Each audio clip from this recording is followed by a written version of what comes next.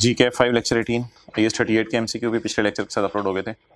अच्छा भाई, कल जो हमने बात की थी वो ज़रा 1-2 मिनट में समरी उसकी सुन लें ताकि आज आपको वो बातें इजीली समझ आ जाएं। हमने कहा था लेसी जो है ना, लेसी अपने आप से 5 सवाल नहीं पूछता। लेसी अपने आप से 5, लेसर तो 5 सवाल पूछता था ना फाइनेंस ऑपरेटिंग के लिए, लेसी 5 सवाल नहीं पूछता। लेसी पूछता है अपने आप से 2 सवाल के, और ये 2 बिल्कुल अलग अलग सवाल हैं, इंडिपेंडेंट। लेसी अपने आप से 2 सवाल पूछते हैं, क्या ये लीज शॉर्ट टर्म है? शॉर्ट टर्म लीज है। शॉर्ट टर्म लीज होती है मोहतरम 12 महीने से कम की। तो लेसी अपने से एक सवाल ये पूछता है, क्या ये शॉर्ट टर्म लीज है? और दूसरा सवाल अपने से ये पूछते हैं कि क्या ये लो वैल्यू एसेट है? दोबारा बताएं, लेसी अपने से कौन से सवाल पूछते हैं? 2। क्या ये लीज 12 महीने से कम की है या ये लो वैल्यू एसेट है? अगर ये डिसाइड हो जाता है कि ये ऐसे शॉर्ट टर्म सी लीज है, 12-13 महीने की, बस सॉरी 10-11 महीने की लीज है, 8-9 महीने की लीज है, तो लेसी इंटरेस्ट और डेप्रिसिएशन निकालने के चक्रों में नहीं पड़ता, अमोर्टाइजेशन शेड्यूल वगैरह नहीं बनाता। इसकी बजाय सिर्फ रेंट एक्सपेंस रिकॉर्ड कर लेते हैं। Simple approach, rent expense record कर लेते हैं। बस ये इतनी सी बात कल की थी, फिर आगे इसकी हमने एग्जांपल्स की थी। तो बता दें जरा दोबारा जल्दी से, लेसी अपने से कितने सवाल पूछता है? 2। क्या ये लीज 12 महीने से कम की है? क्या ये एसेट कम कीमत का है? अगर इन दोनों में से एक का जवाब भी यस आ जाए तो लेसी कहता है फिर मुझे इंटरेस्ट और डेप्रिसिएशन रिकॉर्ड करने की जरूरत नहीं है, अमोर्टाइजेशन शेड्यूल बनाने की जरूरत नहीं है, बल्कि मैं क्या रिकॉर्ड कर लूं? Rent expense. अच्छा जी, कल वाले नोट्स में आ जाएं, page number 3। Short term lease और लो वैल्यू एसेट जरा पढ़े होते क्या हैं। कल हमने न्यूमेरिकल्स किए थे, इनकी डेफिनेशंस नहीं पढ़ी थी। A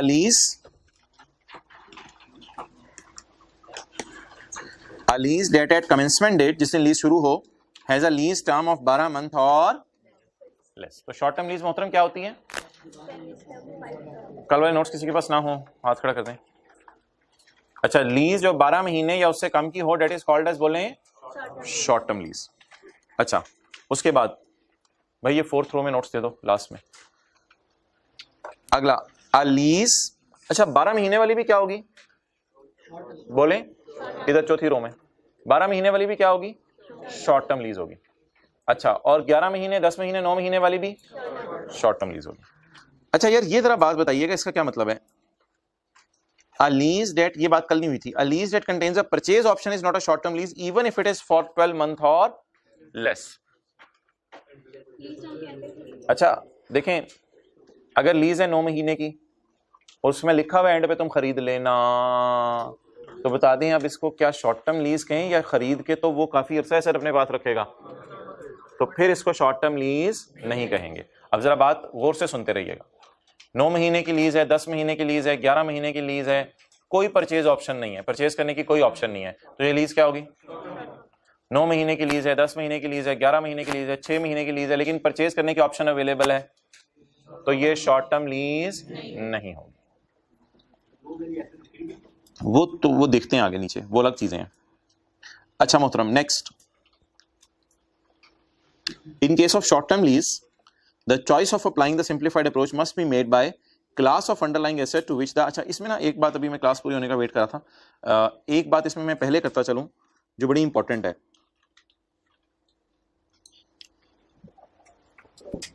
may elect not to apply, may elect not to apply, इस बात का क्या मतलब है?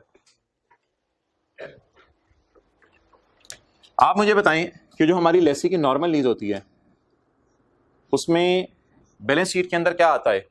राइट ऑफ यूज आता है और बोले लीज लायबिलिटी आती है। बैलेंस शीट में आता है राइट ऑफ यूज और लीज लायबिलिटी, और P&L में क्या आता है?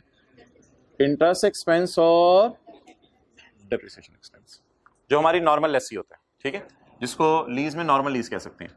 लेकिन अगर मैं लेसी की बात करूं, ये तो नॉर्मल है, नॉर्मल लीज यानी आम पुरानी वाली, लेकिन अगर शॉर्ट टर्म लीज हो और लो वैल्यू एसेट हो, तो ऐसी सूरत में हमने कहा था P&L में क्या आएगा? रेंट एक्सपेंस आएगा।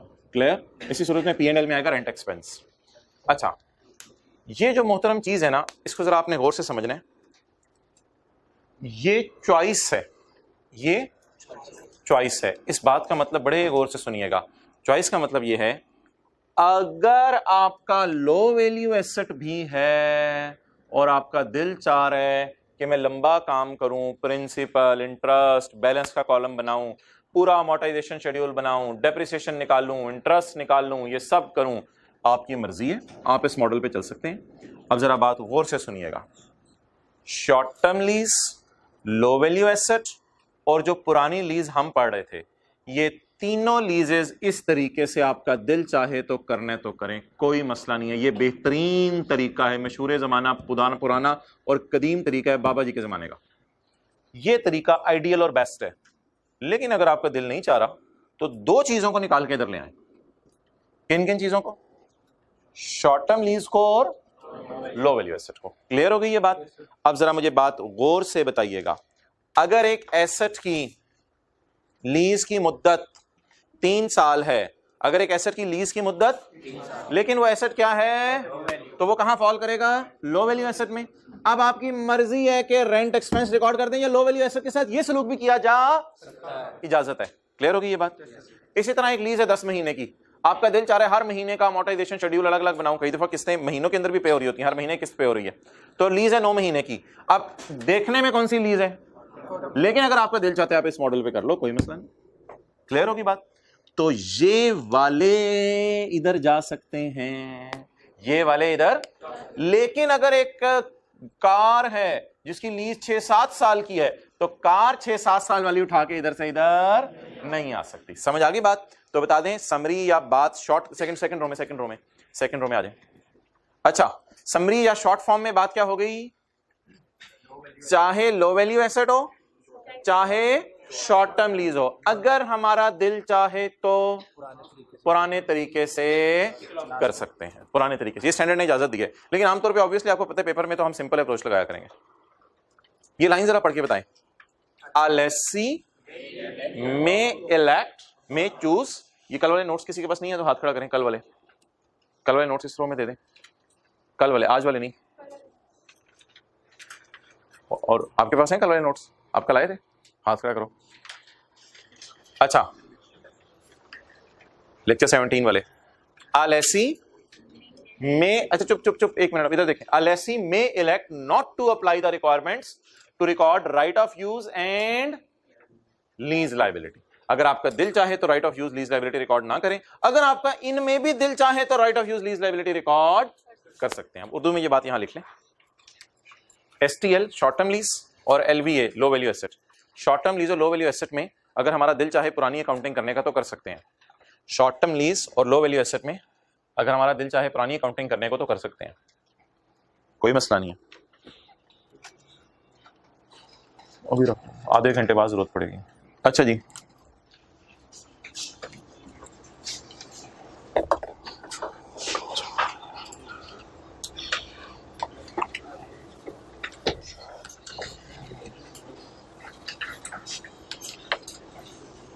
अच्छा भाई इधर देखो मोहतरम, ये आपकी चेयर्स हैं और टेबल्स हैं। अच्छा, अब इनकी ब्रॉड कैटेगरी क्या है? फर्नीचर। क्लियर? नेक्स्ट, आपके पास जो है वो क्या कहते हैं, कुछ पड़े हुए हैं, मिसाल के तौर पे कर लें, इक्विपमेंट ले लेते हैं। कोई इक्विपमेंट आपके पास, उसमें प्रिंटर है और आपके पास फोटोकॉपी मशीन है। फोटोकॉपी मशीन, अच्छा जी। चेयर भी क्या है? Low value. टेबल भी क्या है? Low value asset. Low value की बाद में बात करते हैं, इस मिसाल को लिखा रहने दें, पहले शॉर्ट टर्म लीज को खत्म कर लें। In case of short term lease, पहले मुझे बता दें इनकी ट्रीटमेंट क्या होती है। Lessee will record the lease instalments either as an on the, कल हमने किया था, over the period of lease और may expense it using other systematic basis. आपकी मर्जी है, स्ट्रेट लाइन लगा दें, स्ट्रेट लाइन नहीं लगाना कोई और मेथड लगा दें। लेकिन अगर सवाल खामोश होता था तो कल वाले सवालों में देखें हमने क्या किया था। स्ट्रेट लाइन क्या था? 10,000, 12,000 और 15,000 की किस्त थी, हमने टोटल कितना किया था? 37,000, और उसको किससे डिवाइड कर दिया था? 3 से डिवाइड कर दिया था। ओके, अच्छा जी। शॉर्ट टर्म लीज में 0.2 हम समझ रहे थे, शॉर्ट टर्म लीज में 0.2, शॉर्ट टर्म लीज में 0.2 समझने के लिए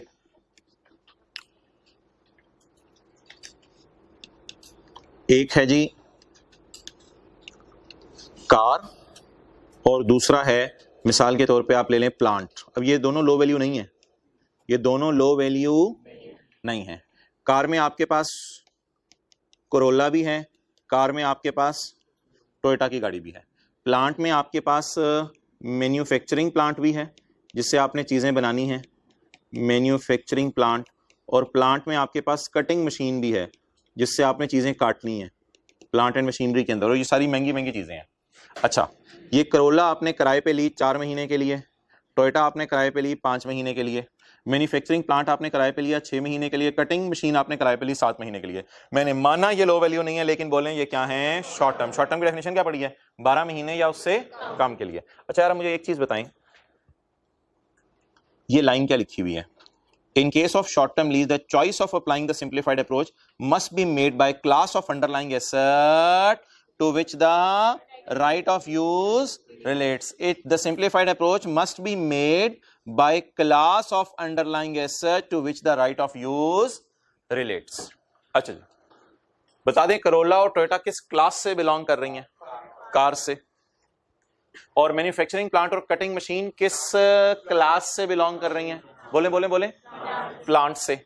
अब आप ऐसा नहीं कर सकते कि आप इन दोनों में से कह दें इस पे तो मैं शॉर्ट टर्म लीज लगा देता हूं और इसका मेरा दिल नहीं चाह रहा टोयोटा करोला का, तो इसमें मैं कौन सा मॉडल लगा दूं। जो हजरात लेट आए हैं, मैंने इनको एक चीज आने से पहले बताई है, लेट आने वाले सुन लें कि शॉर्ट टर्म लीज और लो वैल्यू एसेट वाले एसेट भी अगर आपका दिल चाहे तो पुराने मॉडल पे कर सकते हैं, ये इजाजत अवेलेबल है। लेट आने वाले एक छोटी सी बात सुन लें, शॉर्ट टर्म लीज और लो वैल्यू एसेट अगर आपका दिल चाहे तो पुराने मॉडल पे ऑप्ट कर सकते हैं, लेकिन मोहतरम ऐसा नहीं कर सकते कि करोला किस में रखें आप, शॉर्ट टर्म लीज में, और टोयोटा को कहीं मैं दूसरे पुराने वाले मॉडल में ले जाऊं। जब आपने कोरोला रख ली तो फिर सारी गाड़ियों को ही मुनासिब है कौन से मॉडल पे रखें, शॉर्ट टर्म लीज पे। क्लियर होगी ये बात।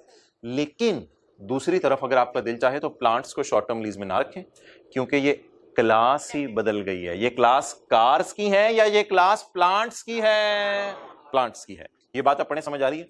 इन case of the choice of applying the simple approach must be made by class of asset। Her class की अलग क्लासिफिकेशन आप बना सकते हैं। गाड़ियों को दिल चाहे तो किस पे रख लें, शॉर्ट टर्म लीज और सिंपल अप्रोच क्या रिकॉर्ड करें, रेंट। अगर दिल चाहे तो प्लांट्स को सिंपल अप्रोच ना लगाएं बल्कि क्या करें, नॉर्मल लगा दें, इंटरेस्ट और डिविडेंड चार्ज कर दें, खास कर दें। क्लियर होगी बात। अच्छा, अब इसको नोट कैसे करेंगे आप, ये दोनों क्लासेस हो गई। मेरा दिल चाहे तो इनको क्या कह दूं, शॉर्ट टर्म लीज, और फिर क्या रिकॉर्ड करूं, यार ये लीज तो दोनों ही शॉर्ट टर्म है, प्लीज ये लीज तो दोनों ही शॉर्ट टर्म है, लेकिन इसमें मैं क्या रिकॉर्ड करूं, रेंट। अच्छी बात है, सिंपल अप्रोच में लगाना चाह रहा हूं। और इसमें मैं क्या रिकॉर्ड करूं, इंटरेस्ट। और अब मुझे कोई पूछने वाला नहीं है, स्टैंडर्ड ने इजाजत दी है। लेकिन इधर देखें, एक मैं काम करने लगा हूं, ये कर सकता हूं मैं कि इसको रेंट में डाल दूं और इसका इंटरेस्ट और डेप्रिसिएशन रिकॉर्ड कर दूं, फिर एक क्लास के अंदर क्लासिफिकेशन डिफरेंट हो जाएगी ना। तो ये जी 0.2 की एग्जांपल है, ये नोट कर लें।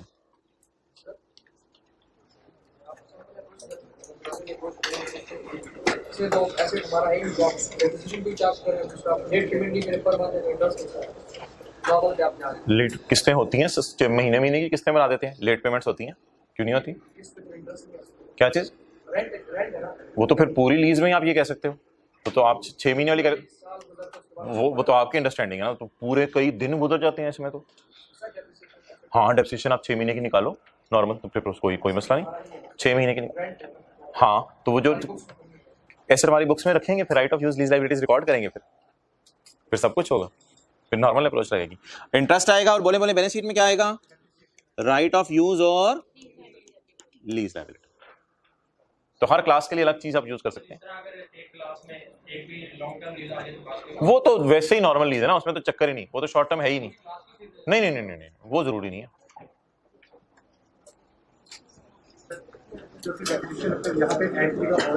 किसमें,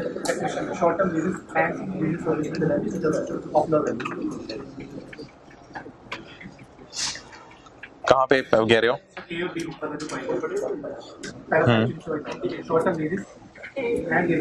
अच्छा शॉर्ट टर्म लीज, नहीं नहीं वो तो बता रहे थे शॉर्ट टर्म लीज भी और लो वैल्यू भी, इन पे सिंपल अप्रोच लगा सकते हैं, ये नहीं कि दोनों एक वक्त में पूरी होना जरूरी है।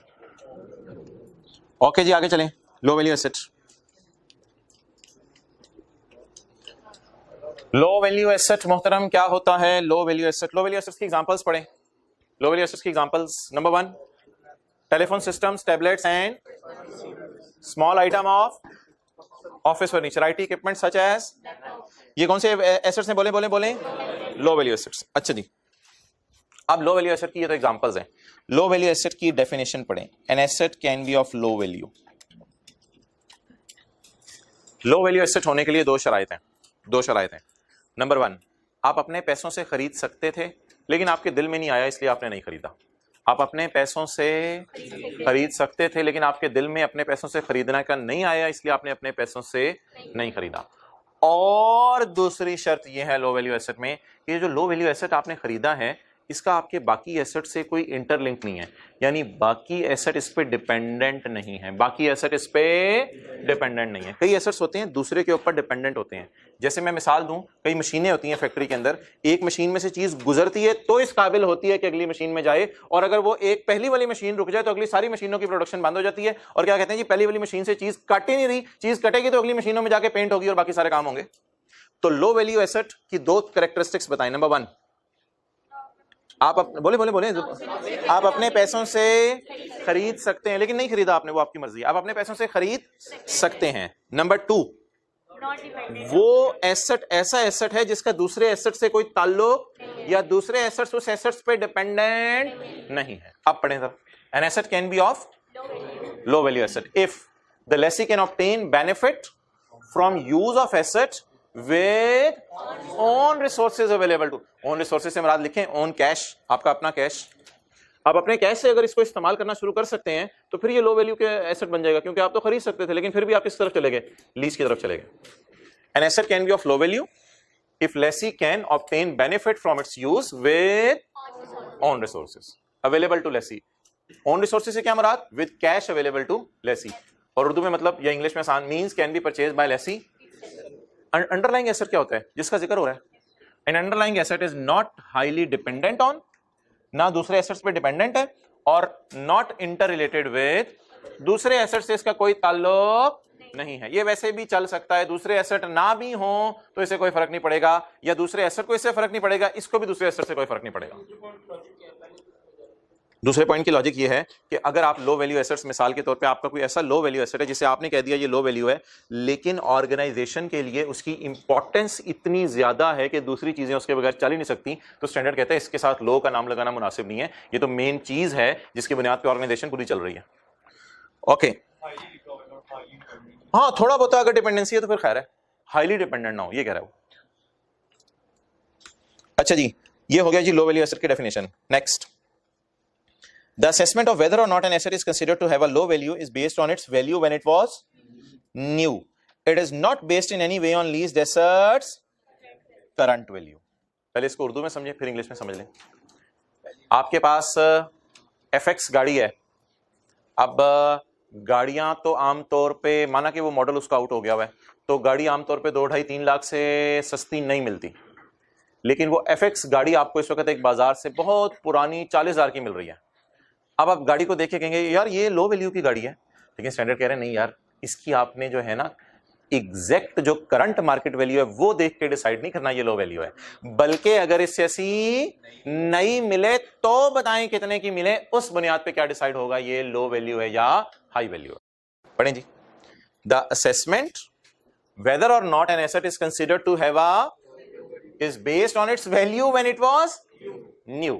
It is not based in any way on leased assets current value. आज की वैल्यू पर डिपेंड नहीं करता, बल्कि किस वैल्यू पर डिपेंड करता है? अगर इससे ऐसा नया मिले तो कितने का मिलेगा। Okay, low value asset is decided on lease by lease basis rather than class. उल्टी चीज है, इधर क्लासेस नहीं बनानी, इधर लीज बाय लीज डिसाइड होगा, इधर क्लासेस नहीं बनानी। ऊपर क्या बनानी थी शॉर्ट टर्म लीज में? क्लासेस बनानी थी, इधर लीज बाय लीज डिसाइड होगा। अब इसकी एग्जांपल समझे। किसकी एग्जांपल? पॉइंट नंबर 3 की।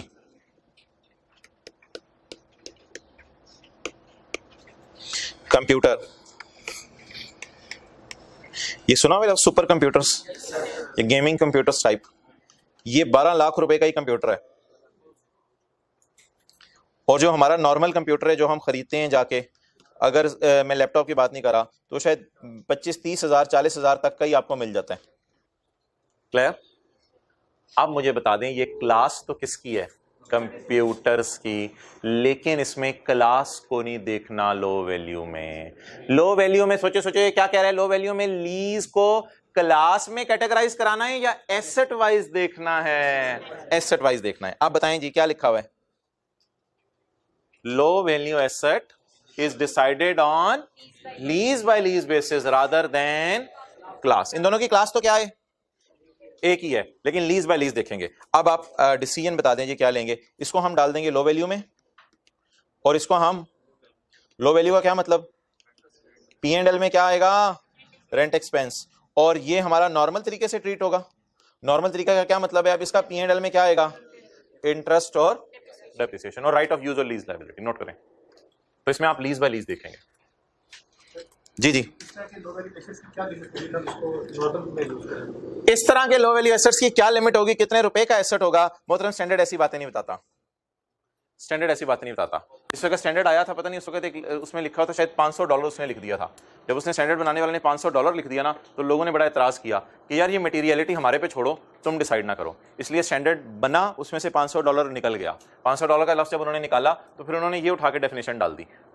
क्या डेफिनेशन डाल दी? जो चीज़ आप अपने पैसों से खरीद सकते हो और बाकी चीज़ों से ज़्यादा लिंक नहीं कर रही, वो क्या होगी हमारी नज़र में? लो वैल्यू एसेट होगी। लेकिन इसका मतलब ये नहीं कि आप अमीर कबीर हो, आपको मैं तो गाड़ी भी, मैं तो जहाज भी अपने पैसों से खरीद सकता हूं।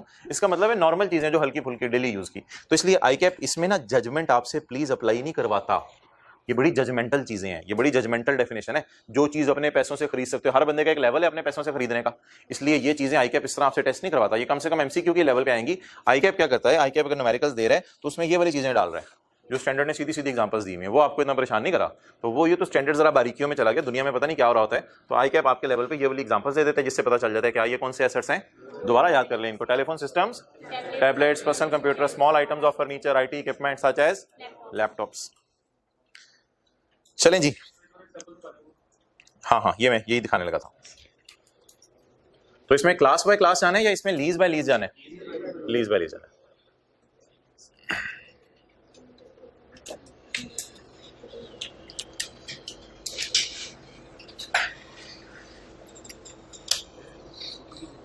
ओके, नेक्स्ट आखिरी बात।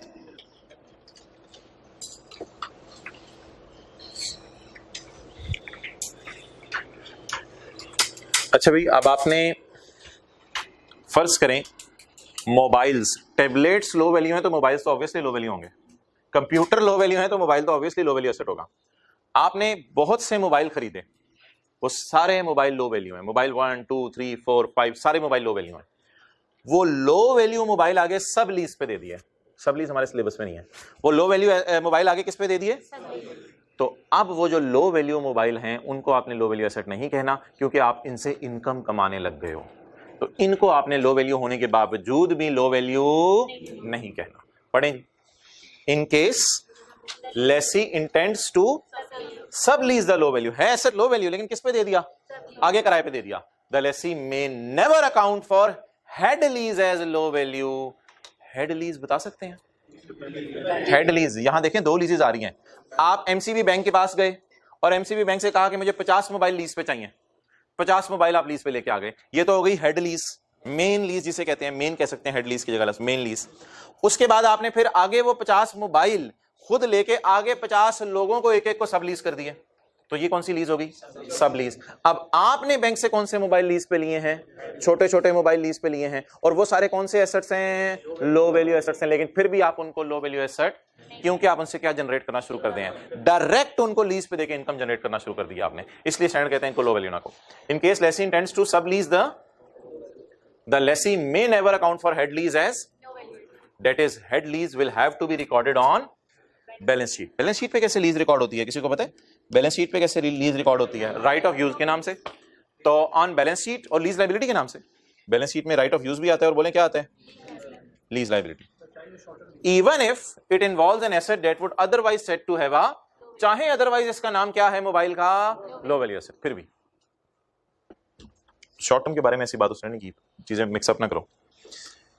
अच्छा जी, अब ये बातें कोई रट्टा रुट्टा आपने मारनी नहीं है, और ये स्टैंडर्ड के पैराज तो वैसे अवेलेबल हैं, मैंने लिख भी दिए हैं स्टैंडर्ड के पैराज यहाँ, पैरा 8 अपेंडिक्स सेव IFRS 16 और पैरा B5, ये कहीं से ढूंढ डांड के ये लिख भी दिए हैं। आपको किसी दिन अगर टाइम मिला दिखा भी दूंगा मैं स्टैंडर्ड से, लेकिन मेरा नहीं ख्याल ये बातें कोई इतनी इंपॉर्टेंट है। MCQ पॉइंट ऑफ व्यू से जरा डिवाइस कर लें, न्यूमेरिकल पॉइंट ऑफ व्यू से इनमें से कोई इक्का दुक्का बात इंपॉर्टेंट हुई मैं अलग से आपको बता दूंगा, थ्योरी के पॉइंट ऑफ व्यू से जरा रिवीजन मार लें।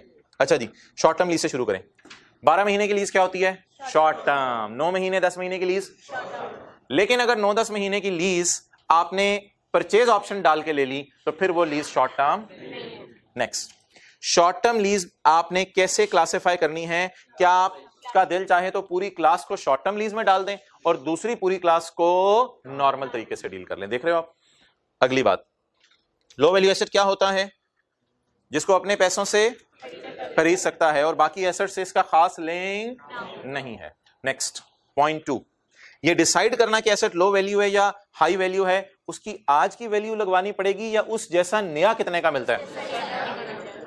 अगली बात, अगर लो वैल्यू एसेट्स हैं आपके पास और उसी क्लास में आपके पास हाई वैल्यू एसेट्स भी हैं, तो क्या आप उनको इकट्ठा कर सकते हैं या अलग अलग लेना पड़ेगा, अलग अलग देखना पड़ेगा। और आखिरी बात, अगर आपने लो वैल्यू एसेट को आगे लीज पे दे दिया तो जो लो वैल्यू एसेट को आपने खुद लीज पे लिया था किसी से, तो वो लो वैल्यू करार नहीं दिया जाएगा। अच्छा जी, एग्जांपल्स जल्दी जल्दी करना शुरू करें। क्या, हाँ, कंप्यूटर के साथ जो सॉफ्टवेयर आता है वो तो वैसे ही IS 16 प्लस पे लगता है ना, और कंप्यूटर्स को हमने लो वैल्यू वैसे ही कह दिया। Lessee acquired a car for 9 months। जी मोहतरम, कार तो हाई वैल्यू है, लेकिन अच्छा अब न्यूमेरिकल पॉइंट ऑफ व्यू से वो सादा सादा सी बातें, आप जो इतनी बारीकियों में आप गए ना वो छोड़ दें। आप अपने लिए 2 बातें याद रखें, लो वैल्यू होता है एसेट कम कीमत वाला, और शॉर्ट टर्म लीज कौन सी होती है, बस ये 2 बातें याद रखें और ये न्यूमेरिकल शुरू है। Lessee acquired a car for 9 months on lease at a monthly rental of 10,000। माना कि मोहतरम कार जो है वो हाई वैल्यू है, लेकिन यार ये लीज तो 9 महीने की है ना, इसलिए लीज को क्या कहेंगे, शॉर्ट टर्म। तो शॉर्ट टर्म लीज होने की वजह से बोले रेंट को किस में डाल देंगे, इसमें। लेकिन this entry will be passed in each month, हर महीने यही एंट्री पास की जाएगी। क्लियर, क्योंकि महीने का किराया कितना है, ये कल वाले नोट्स हैं। अच्छा, lessee and lessor enter into a 5 year lease. यार ये कॉन्सेप्ट मैंने नहीं पढ़ाया, ये कॉन्सेप्ट आई के अपने किताब में डाला हुआ है। Lessee and lessor enter into a 5 year lease, कितने अरसे की लीज में एंटर हुए हैं, both can cancel the lease at end of any year, दोनों किसी भी वक्त लीज कैंसिल कर सकते हैं। तो यार ये कॉन्सेप्ट मैंने नहीं पढ़ाया, इसको भी स्टैंडर्ड आईकैप कहता है कि ये कौन सी लीज है, शॉर्ट टर्म लीज है। क्यों, अनसर्टेनिटी है ना, हो सकता है पहले साल खत्म हो जाए, हो सकता है दूसरे साल लीज खत्म हो जाए। ओके जी मोहतरम, example 3, lessee has entered into a lease of with a purchase option. ये शॉर्ट टर्म लीज है या शॉर्ट टर्म लीज नहीं है, ये शॉर्ट टर्म लीज नहीं है। अच्छा, इसको एग्जांपल 4 को छोड़ें फिलहाल, 5 आपको कल करा दी थी, 6। अच्छा जी, ऑफिस बिल्डिंग और warehouse short term lease है या नहीं है, बोले या अच्छा शॉर्ट टर्म लीज नहीं, सॉरी लो वैल्यू है या नहीं है, जल्दी बताएं। लो वैल्यू कहाँ है, बिल्डिंग कहाँ लो वैल्यू है। अच्छा जी, ऑफिस फर्नीचर लो वैल्यू है या नहीं है। कंपनी कार लो वैल्यू है या नहीं है, लो वैल्यू नहीं है। कुछ सेल्स वाले बंदों के लिए, कुछ सीनियर मैनेजर्स के लिए डिफरेंट किस्म की क्वालिटीज है गाड़ियों की और डिफरेंट किस्म की गाड़ियां, गाड़ी in it self he low value asset नहीं है, स्टैंडर्ड ने वाजे भी लिखा हुआ लो वैल्यू नहीं है। अच्छा, उसके बाद ट्रक आपने, वैने आपने लीज पे ले ली है, ये भी लो वैल्यू नहीं है। IT equipment such as laptops वगैरह लीज पे ले ली, ये लो वैल्यू हैं। अच्छा जी, एग्जांपल 7 कल मैं कराना चाह रहा था, आप नहीं करना चाह रहे थे, तो इस पे 1 से 2 मिनट हम लगाएंगे, ज्यादा टाइम नहीं लगाएंगे। Entity A लीजेस office equipment for, कितने सालों के लिए लीज पे लिया, शॉर्ट टर्म लीज नहीं है ये। The total value of the equipment when new is, जब अगर नया बाजार से खरीदो तो कितने का मिल जाएगा, सिर्फ 5,000 रुपए का मिल जाएगा। Determined by entity A to B, और हमने डिसाइड कर लिया इसकी बेकीमत सी चीज है, ये लो वैल्यू है। Entity A elects to apply the low value, ये लाइन समझ आई, entity A elects to apply the low value asset exemption.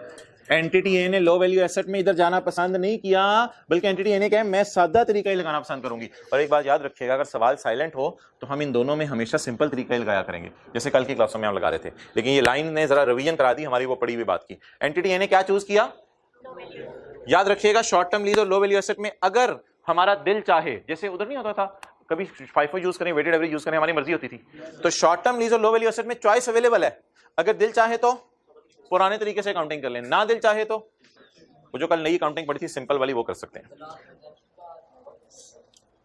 Exemption का मतलब है इनको छूट है राइट ऑफ यूज और लीज लायबिलिटी रिकॉर्ड करने से, ये कल मतलब बताया था एग्जेम्पशन का। एंटिटी ए ने चूज कर लिया है लो वैल्यू एसेट्स एग्जेम्पशन को। एग्जेम्पशन क्या थी कि अब आप बैलेंस शीट में right of use lease liability show नहीं करेंगे, और अब P&L में सिर्फ क्या नजर आएगा, रेंट एक्सपेंस। अच्छा जी, ईयर 1 का रेंट कितना है, सिफर। ईयर 2 और 3 का 1750 और 1750। ईयर 4 एंड 5 का 1500। अब अगर मैं आपके सामने ये कैलकुलेशन करूं तो ईयर 1 का रेंट 0, ईयर 2 का 1750, ईयर 3 का, ईयर 4 का, ईयर 5 का 1500। सोच के बताएं मैं 6500 को किससे डिवाइड करूं। हाँ, लीज 5 साल की है। ये जो होता है ना 0 रुपए किराया दे दो, ये मुफ्त की दुनिया नहीं है, याद रखिएगा। दुनिया वाले इतने अच्छे नहीं है मुफ्त में चीजें दे। ये मुफ्त किराया दे के आपको अट्रैक्ट किया जा रहा है, आगे इंशाल्लाह जो है वो परेशान ना हो, आगे इंशाल्लाह जो है वो टीका लगा दिया जाएगा, आगे इंशाल्लाह टीका लगा दिया जाएगा। पता नहीं यार जी, इधर से लोग चीजें बेच रहते हैं। 500 रुपए की दवाई डॉक्टर ने दी तो मरीज जो है वो उधर मौजूद था, मरीज ने कहा शुक्र है दवाई दे दी, टीका नहीं लगाया। तो निकलते किसी ने कहा भाई 300 का इसमें टीका ही लग गया, तो ये 200 की दवाई थी। अच्छा, तो ये टीका ही लगा इसे, ये देखने में उसे अट्रैक्ट किया जा रहा है कि तुझे 0 रुपए किराया लिया जा रहा है, असल में 1750, 1750, 1500 को ज्यादा किराया लिया जा रहा होगा। इस वजह से आपको इसमें इस साल का किराया क्या हो गया, माफ हो गया। लेकिन मुझे बता दें, लेसी ने जो चीज इस्तेमाल की है वो तो 500 साल तकरीबन बराबर ही इस्तेमाल की होगी ना। तो इसलिए बताएं, क्या ये मेरा रेंट एक्सपेंस है या ये पेमेंट है? बोले, ये रेंट एक्सपेंस है या पेमेंट है? ये पेमेंट है मेरी। एक्सपेंस में कैसे निकालूंगा, जिस तरह इनकम निकालते थे 6500 डिवाइडेड बाय 5। तो व्हाट इज माय खर्चा पर ईयर? तो खर्चा किस लाइन पे रिकॉर्ड हुआ, स्ट्रेट लाइन पे। और ये जो पेमेंट्स हैं ये तो अलग अलग हमें नजर आ रही है। तो अब एंट्रीज तो वही हैं जो कल की थी। एंट्रीज क्या है, गया खर्चा हुआ, गया खर्चा हुआ, गया खर्चा हुआ, गया खर्चा हुआ, गया खर्चा हुआ। अच्छा, अब एंट्रीज बता दें क्या बनेगी। सबसे पहली एंट्री गया की, rent payable debit cash credit, ये 0 रुपए की एंट्री हो गई। इसकी entry rent expense debit rent payable credit. 1750 की entry rent payable debit cash credit. इसकी entry rent expense debit rent. अच्छा, मैंने ना पहली एंट्री नहीं लिखी हुई, तो पहली एंट्री मैं लिख देता हूं आपके लिए। पहली एंट्री नहीं लिखी हुई का मतलब देखें इधर सारे ऊपर, ये देखें ना, ईयर 2 की 2 लिखी हुई है, फिर आगे देखें ईयर 3 की 2 लिखी हुई है, लेकिन अनलकीली ईयर 1 की मैंने, तो एक समझने के लिए और डाल लें आप, ऑनलाइन वाले पता नहीं क्या करेंगे। 31/12 वो तो सारा सवाल का सोल्यूशन बनाएंगे तो वहां लिख लेंगे। फिर 31/12 ईयर 1, बोलें जी क्या करेंगे? हाँ, रेंट पेबल डेबिट, अपने समझने के लिए ताकि बात समझ आ जाए। कितने रुपए, 0 रुपए। लेकिन खर्चा कितना है इस महीने का? और अगर गलत अकाउंटिंग करते तो हम क्या समझते, खर्चा 0 है। लेकिन अकाउंटिंग के अंदर एक कॉन्सेप्ट है सब्सटेंस ओवर फॉर्म। ट्रांजैक्शन की रियलिटी देखी जाती है, लीगल फॉर्म नहीं देखी जाती। लीगल फॉर्म क्या मैंने किराया नहीं देना, लेकिन हकीकत क्या मैं चीज इस्तेमाल कर रहा हूं, तो इसलिए कुछ ना कुछ खर्चा रिकॉर्ड करूं मैं। तो एंट्रीज वही मशहूर जमाना, नीचे टी अकाउंट भी उसी तरह बना हुआ जैसे कल बना हुआ था। और चलते चलते एग्जांपल 8 आ गई हमारी। ओके, अच्छा, अब कल वाले नोट्स में ना एक चीज रह गई है, वो अब मैं करवा नहीं रहा क्योंकि ऐसी थ्योरी ज्यादा करवाएं तो थ्योरी हो जाती है बंदे को। ये लेसर के डिस्क्लोजर हैं, इसको छोड़े पड़े, टाइम मिला तो करेंगे। आज वाले नोट्स निकाल लें। ओए हो गेम ऑन होने लगी है। आज वाले नोट्स निकालो बांटो भाई, आज वाले नोट्स।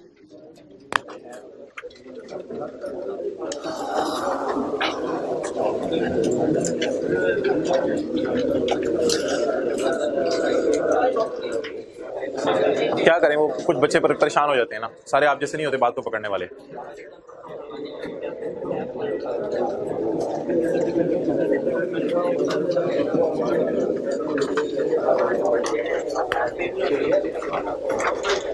बच्चे तो इतने सादा होते हैं कि मोबाइल के अंदर पीडीएफ की फाइल आ गई है, लैपटॉप में कैसे भेजनी है सर बता दें। बच्चे तो इतने सादा होते हैं। क्या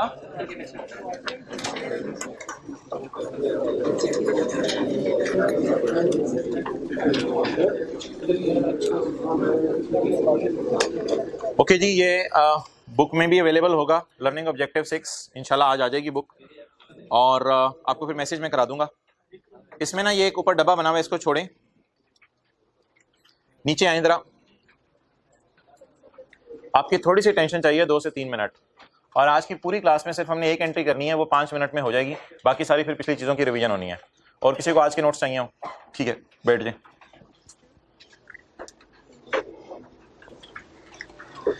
ये लेसर ना कई किस्म के होते हैं, ऑपरेटिंग फाइनेंस नहीं, वो कुछ और बातें थी। लेसर कई किस्म के होते हैं। एक लेसर उनमें होता है बैंक, जिसे क्या कहते हैं, लीजिंग कंपनी भी अक्सर कहते हैं, लीजिंग कंपनीज और बैंक्स। ये लोग क्या करते हैं, आप जाएं बैंक के पास और बैंक से कहें कि मुझे गाड़ी किस पे चाहिए, लीज पे चाहिए, तो बैंक मोहतरम, बैंक के पास कोई गाड़ियों की लाइन नहीं लगी हुई कि बैंक आपको जो है वो गाड़ी लीज के ऊपर दे देगा।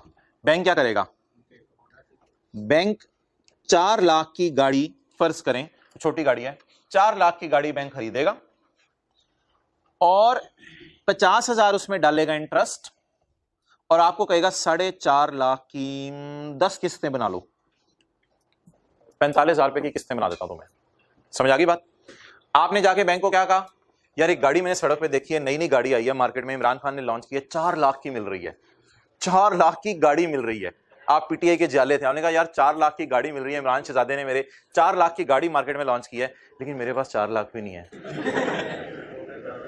लेकिन मैं चाहता हूं मैं वो गाड़ी ले लूं, तो मोटरसाइकिल खरीदने के पैसे शायद मेरे पास हों, गाड़ी खरीदने के नहीं है। तो अब bank, please please please please, अब बैंक ने क्या कहा, बैंक ने बाजार से 4 लाख की गाड़ी खरीदेगा, आपको कहेगा मैं 50,000 इस पे इंटरेस्ट तुमसे लेता हूं, टोटल मैं तुमसे कितना ले लेता हूं, 4.5 लाख, जिसको आप ग्रॉस इन्वेस्टमेंट भी कहते थे, ग्रॉस में तुमसे ले लेता हूं 4.5 लाख। अब 4.5 लाख की ऑब्वियसली आप फौरन तो नहीं देंगे, आगे बैंक की मर्जी है, उस पर 10 किस्तें बना के दे, 5 किस्तें बना के दे, 4 किस्तें बना के दे, लेकिन शायद आपने बैंक को मना लिया कि मैं 10 साल हर साल 45,000 दे सकता हूं, इतना ही पैसा है मेरे पास, तो इस पे बैंक एग्री हो गया, बैंक ने आपको 10 किस्तें बना के दे दी, ठीक है। इस लेसर को क्या कहते हैं, सिंपल लेसर या बैंक। अच्छा, अब जी जब ये पता चला ना होंडा कार्स को कि बैंकों ने गाड़ियां लीज पे देनी शुरू कर दी हैं, तो होंडा कार ने सोचा यार हम भी लीजिंग शुरू कर देते हैं, हम भी क्या शुरू कर देते हैं, मैन्युफैक्चरर लेसर बन जाते हैं। क्या बन जाते हैं, मैन्युफैक्चरर लेसर बन जाते हैं। एक बंदे से आपने पूछा आपका नाम, कहते डॉक्टर इंजीनियर अमजद। आपने कहा आपका नाम डॉक्टर इंजीनियर अमजद, कहते अब्बू कह रहे थे डॉक्टर बन जाओ, अम्मी कह रही थी इंजीनियर बन जाओ, मैं अब बूढ़ा हो गया हूं लेकिन दोनों अल्हम्दुलिल्लाह कर लिया मैंने, डॉक्टर भी हूं इंजीनियर भी हूं। तो अच्छा, होंडा एटलस कार तो क्या है, मैन्युफैक्चरर। आप किस नाम से उसे पहचानते हैं, लेकिन अगर होंडा चाहे तो साथ साथ क्या शुरू कर दे, लीजिंग शुरू कर दे। अब होंडा का नाम क्या पड़ जाएगा, लेसर। अब कुछ लोग ऐसे होंगे जो इनके पास जाया करेंगे और जाके कहा करेंगे ये लो पकड़ो पैसे, मुझे फौरन गाड़ी दे दो, तो इनसे तो नॉर्मल सी डील होगी, मार्केट प्राइस पे गाड़ी दे देंगे। कुछ होंडा के पास जाके क्या कहेंगे कि मुझे गाड़ी किस पे दे दो, लीज पे दे दो, तो इनको फिर आप किस्तें बना के उसी प्राइस में गाड़ी बेचेंगे, महंगी करके बेचेंगे। अच्छा जी, अब ये डाटा देखें, समझ आ रहा है मेरे पढ़ाए बगैर, इतनी जल्दी तो मैं भी नहीं पढ़ सकता था जितनी जल्दी ये ऐसा आया है, इससे पहले पढ़ लिया था, ये सही है। अच्छा जी, होंडा ने 40 लाख की गाड़ी बनाई, मैन्युफैक्चरिंग हो रही है ना फैक्ट्री में, मटेरियल लगा है, लेबर लगा है, ओवरहेड लगा है, कितने की गाड़ी बनाई, 40 लाख की। प्रॉफिट होंडा ने 5 लाख डाला इसमें, ठीक है मैन्युफैक्चरिंग कर रहे हैं, प्रॉफिट डाला 5 लाख, तो गाड़ी 45 लाख की बाजार में बिक रही है। अब अखबार में अगर आता है होंडा की गाड़ी का एडवर्टाइजमेंट, तो उसमें लिखा है 45 लाख की हमने नई गाड़ी लॉन्च की, आपने खरीदे, उसमें वो 40 लाख आपको नहीं बताते, वरना तो आपने गाड़ियों का काम शुरू कर देना, तो वो 40 लाख आपको नहीं बताते, ठीक है। वो आपके सामने सिर्फ क्या नजर आ रहा होता है, बोले गाड़ी की फेयर वैल्यू नजर आ रही होती है। तो कस्टमर जाएगा, आम बंदा जाएगा तो कितने की गाड़ी खरीद लेगा, 45 लाख की गाड़ी खरीद लेगा, ठीक है। बिलावल जाएगा कहेगा यार 6 पैक कर दो, हाँ 6 तरह गाड़ियां, ठीक है 45 लाख तरफ 6, चलो यार ये लो चेक करो, तो 45 लाख की गाड़ी ले लेगा, 45 लाख की गाड़ियां ले, 6 ले, 10 ले, 12 ले, हमारी विलास है। अच्छा, इसके बाद जहां तक तो होंडा कौन था, मैन्युफैक्चरर, जो 40 लाख की गाड़ी बनाता था मेहनत करके, और किस पे बेचता था, 45 लाख पे। अब किसी ने होंडा को कहा कि जहन्नुम जाने के असबाब पैदा करो, तुम भी इंटरेस्ट कमाओ। अब ये 45 लाख की गाड़ी कितने की बेच रहे हैं, 53 लाख की, इसमें 8 लाख कितना ले रहे हैं, लेकिन अब कस्टमर 45 लाख फौरन नहीं देके जाएगा। अब कस्टमर को इसने, शायद ज्यूम ही कराऊं, कस्टमर को इसने 10 किस्तें बना के दे दी हैं कि यार 5,30,000 ना मुझे हर साल दे जाया करो। अब कस्टमर 5,30,000 दे जाता है, यानी 10 साल में कस्टमर कितने लाख देके चला जाएगा, 53 लाख रुपए देके चला जाएगा। तो 45 लाख वाली गाड़ी कस्टमर कितने का खरीदेगा, 53 लाख वाली। क्या आपको पता है कस्टमर की आंखों के सामने कौन कौन सी फिगर्स होंगी? कस्टमर को तो सिर्फ 45 लाख का पता होगा, 8 लाख का भी पता होगा और 53 लाख का भी पता होगा। इन दोनों का डिफरेंस लेके 8 लाख भी तो निकाल सकते हैं ना। तो कस्टमर को क्या कहेगा होंडा, लोगों को मैं बेचता हूं, तुम्हें बेच दूंगा 53 लाख की, तुम्हें बेच दूंगा 53 लाख की, क्योंकि लोग फौरन पैसे देते हैं और तुम 2011 में शुरू कर रहे हो, 2020 तक पैसे दोगे तो तुम्हें 8 लाख इंटरेस्ट देना पड़ेगा। क्लियर? और अगली तो डायग्राम मुझे समझाने की जरूरत नहीं है। ये डीलर्स होते हैं जेल रोड के ऊपर, अक्सर लाहौर में है जेल रोड, एक तो जेल नहीं जेल रोड है एक, तो कार शोरूम्स वाले, तो ये अक्सर इंपोर्टेड गाड़ियां इन्होंने मंगवाई होती हैं, तो इनकी कॉस्ट फिर मटेरियल लेबर नहीं होती, विट्स वगैरह और जो गाड़ियां आप देख रहे हैं मार्केट में, मूव और किस किस नाम से, तो ये जो गाड़ियां हैं ये एज इट इज मंगवा लेते हैं, इंपोर्ट कर लेते हैं। तो फर्ज करें इन्होंने कोई 70 लाख वाली गाड़ी मंगवाई डीलर्स ने, जिनका काम सिर्फ क्या है, गाड़ियां बेचना। डीलर्स का काम होता है गाड़ियां बेचना, खरीद के बेचना, बना के बेचना इनका काम नहीं होता। क्या का इनका काम होता है, खरीद के बेच। तो बाहर के मुल्क से कितने की मंगवाई, 70 लाख की, और 20 लाख डाल के कितने की बेचनी थी, 90 लाख की। ये तो डीलर्स आमतौर पे काम करते ही रहते हैं। फिर डीलर्स को भी किसी ने मशवरा दिया कि आप एक काम करो जिससे आप 90 लाख की बजाय ज्यादा कमा सकते हो। तो वो 70 लाख की गाड़ी जो 90 लाख की बेचते थे वो उन्होंने 1 करोड़ की बेचनी शुरू कर दी और 10 लाख इसमें क्या डाल दिया, इंटरेस्ट डाल दिया, और कस्टमर को कहा कि 10 तुम्हें किराए बना के दे देते हैं, किस्तें बना के दे देते हैं। क्लियर? अब आप मुझे बता दें, मैन्युफैक्चरर डीलर का सवाल जब पेपर में आता है तो ट्रीटमेंट दोनों की सेम है, तो हमारी नजर में ये दोनों सेम ही लोग हैं, कोई डिफरेंट नहीं है। डाटा देखना दोनों का सेम है, बस एक बना के बेच रहे हैं और एक खरीद के बेच रहे हैं। लेकिन ये लोग क्या कर रहे हैं, ये सिर्फ खरीद के लीज पे देते हैं, ये बना के कैश पे भी बेचते हैं, बना के लीज पे भी देते हैं। ये लोग खरीद के कैश पे भी बेच देते हैं और खरीद के लीज पे भी दे देते हैं। अब नीचे वाला नोट पढ़ें और समझाएं कि क्या समझ आ रही है आपको ये पढ़ के। सिंपल लेसर विल रिकॉर्ड 50,000 रुपए एंड मैन्युफैक्चरर और विल रिकॉर्ड एंड, वही जो इंट्रो की क्लास में ग्रॉस प्रॉफिट, ग्रॉस प्रॉफिट कैसे निकलते हैं, सेल में से कॉस्ट ऑफ सेल, सेल और कॉस्ट ऑफ सेल का डिफरेंस लेके। अच्छा, वो भी आ सकता है डीलर में। लेसर नॉर्मल भी होते हैं, लेसर ओहो इधर मैन्युफैक्चरर आ रहा है इधर डीलर आ रहा है, चलें कोई नहीं, खैर है। डीलर भी होते हैं जैसे जेल रोड वगैरह पे दुकानें हैं, और लेसर मैन्युफैक्चरर भी होते हैं। ठीक है, इसकी कोई जरूरत नहीं है, नीचे 3 कैटेगरीज बनी हुई थी, ये उड़ा दूंगा मैं अगली दफा, इन तीनों को डब्बों की अब जरूरत ही नहीं, ये 3 डब्बे आ गए ना नीचे। तो ये जी, ये बस पिक्चर आपके सामने होनी चाहिए। तो लेट्स स्टार्ट अब इसका। अच्छा, अब इनकी जो पहली वाली एंट्री है ना, सिर्फ पहली वाली एंट्री वो डिफरेंट होगी, बाकी सारी लेसर की नॉर्मल अकाउंटिंग है, पहली वाली एंट्री डिफरेंट होगी, वो हम कर लेते हैं आज के सवाल में। अगले सफे पे सवाल है, ये पूरा सवाल जरा पढ़ लें और कोई चीज इसमें से समझ नहीं आ रही तो पूछें, फिर मैं डेटा को लिखना शुरू करता हूं। और आपने कोशिश करनी है, आपके लिए ये चैलेंज है कि जो बातें मैंने आपको बतानी है वो आपको पढ़ के ऑलरेडी समझ आ रही हों, और जहन में बेशक ये एग्जांपल रख लें, और साथ वाले को बताना है ये प्राइस 4 मिलियन से मिलती जुलती दी हुई है, ये प्राइस 45 लाख से मिलती जुलती दी हुई है, और ये जो प्राइस है 53 लाख से मिलती जुलती दी हुई है।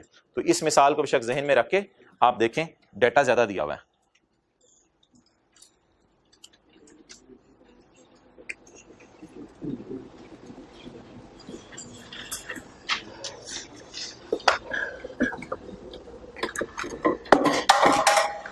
आजो आजो, लेट हो गया हूं। आप ऐसा करो, आप ना इनके साथ आओ, ग्लासेस वाले भाई जो बैठे हैं, इसको 1-2 मिनट में बता दो, मैन्युफैक्चरर लेसर सिर्फ होंडा वाली मिसाल समझा दो, फिर ये सवाल में हमारे साथ हो जाएंगे। जल्दी जल्दी, 30 सेकंड है आपके पास, होंडा वाली मिसाल इनको समझा दो। भाई इधर देखो जो भाई कह रहे हैं।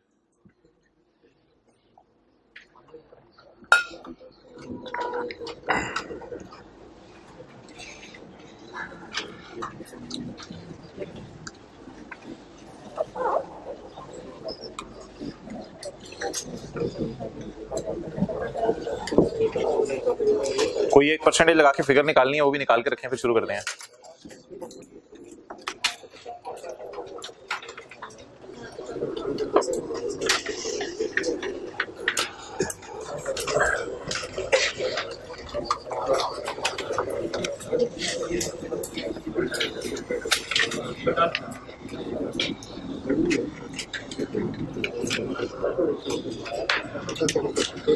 अच्छा भाई, मुझे आप छोड़ो, अब इधर देखो, मुझे आप बताएं कि लेसी के सवाल कहां से शुरू होते थे? लीज पेमेंट और present value of lease payment. जरा फोकस करना है 1 मिनट के लिए। लीज पेमेंट और present value of lease payment. Lessor के सवाल कहां से शुरू होते थे? ग्रॉस इन्वेस्टमेंट और नेट इन्वेस्टमेंट। लेकिन मैन्युफैक्चरर या डीलर लेसर आ जाए, ये सिंपल लेसर होते थे, GINA जिनमें होता था, लेकिन मैन्युफैक्चरर या डीलर लेसर आ जाए तो उनमें आपने ना फिर 4 चीजें अलग किया करनी है। कॉस्ट, सेल प्राइस, जिसे क्या कहते हैं? Fair value. जो बंदा पैसे ले आए और कहे मुझे किस्तों वाला काम नहीं करना, मुझे बस अभी पैसे मेरे पास है, मैं इसी की गाड़ी खरीदूंगा, वरना सब्र कर लूंगा। और अगली 2 चीजें वही बोले ग्रॉस प्रॉफिट नहीं, ग्रॉस प्रॉफिट हम खुद निकाल लेंगे जनरल एंट्रीज में। ग्रॉस इन्वेस्टमेंट और आगे बोले नेट इन्वेस्टमेंट। तो ये जो 2 नई चीजें ऐड हो गई हैं, डिफरेंट बॉल पॉइंट के कलर से नोट कर लें, ये पुरानी चीजें हैं, ये आप नोट करें। तो ये 4 चीजें हम लिखते हैं और सवाल पे शुरू करते हैं। जैसे देखें इधर 1 मिनट, होंडा ने क्या कहा जी? 40 लाख की मैं गाड़ी बना रहा हूं, आमतौर पे कितने की बेच रहा हूं? 45 लाख की, लेकिन तुम्हें कितने की बेच देता हूं? 53 लाख बोला था, तुम्हें 53 लाख की बेच देता हूं। क्लियर? ये 4 चीजें हैं, और अब ये 4 चीजें मैंने सवाल में ढूंढनी है, आपने मुझे हेल्प करानी है।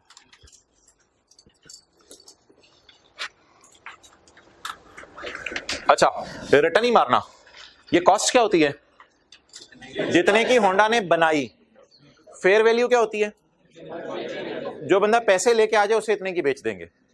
लेकिन ये तो रेंटल्स की डिस्काउंट के अलावा वाली फिगर होती है, तो इसमें तो किराए होते हैं, तो ये वो किस्तें बना के दी हैं जिसमें इंटरेस्ट शामिल होगा, और इसमें से फिर इंटरेस्ट माइनस हो जाता है, ये नेट इन्वेस्टमेंट आ जाती है। आखिरी लाइन आपको पता है, हम कभी डालते थे कभी नहीं डालते थे, डालनी आपकी मर्जी है। इंटरेस्ट टोटल वो GINA का डिफरेंस होता है, वो तो पता ही आपको। एप्पल भी limited is a manufacturing of.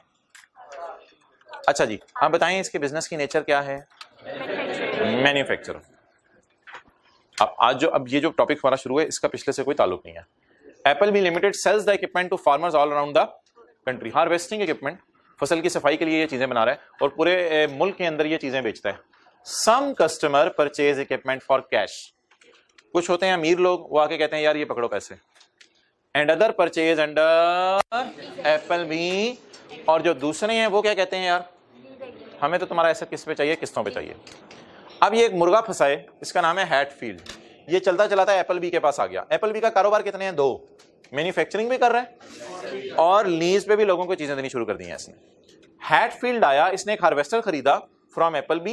And अच्छा, ये परचेज का मतलब ये नहीं होता नॉर्मल परचेज है, लीज में जरूरी नहीं एंड पे ओनरशिप ट्रांसफर होना हो, इसलिए परचेज के लफ्ज से ये ना लीज में समझा करें कि खरीद लिया है। एक्वायर मतलब है इसका। Hatfield acquired a harvester from Appleby and made use of their finance. ओ भाई, टेस्ट 5 उसी तरह लगाने हैं कि लीज फाइनेंस है या ऑपरेटिंग, लेकिन शुक्र है सवाल ने पहले ही बता दिया कौन सी लीज है, फाइनेंस। उसने अच्छा जी, जो हमारा कस्टमर आया है या लेसी आया है, उसने लीज पे लेना पसंद किया या उसने लीज पे लेना पसंद किया? उसने कैश पेमेंट पसंद नहीं की। Details are as follows. कितने साल तक किस्तें देगा बेचारा? 5 साल तक। एग्रीमेंट साइन कब हुआ जी? किस्तें कितने की हैं? 2 लाख की। Payable in arrears. चना अप्रोच मूंगफली, नोट बनाना पड़ा। चना ऑन 31 दिसंबर, हर साल के एंड पे किस्त पे हो जाएगी। A fair market interest rate for the type of lease is, अच्छा जी, the cost to Apple B to manufacture the harvester is 5 lakh. Cost to manufacture, बनाया कितने का? 5 लाख का। यार इसको 500 कर दें, कोई हरज तो नहीं? कर दें, देखी जाएगी। 500 का क्या मतलब है? ऊपर हम क्या लिख लें फिर? Rupees in 1000। Okay. The cost to Apple B to manufacture this harvester was 5 lakh.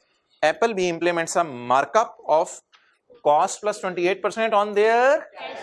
जो बंदा कैश सेल पे लेने आ जाए, यानी पैसे लेके आए, उसे कितना प्रॉफिट डाल के चीजें बेचते हैं?